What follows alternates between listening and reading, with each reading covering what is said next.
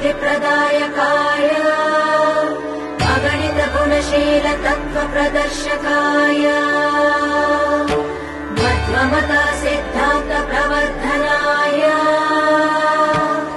परमगुरु श्री गुरु राघवेन्द्राय नमः।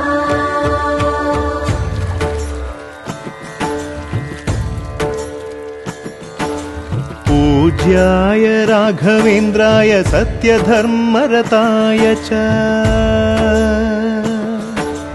भजतां कल्पवृक्षाय नमतां कामधेनवे।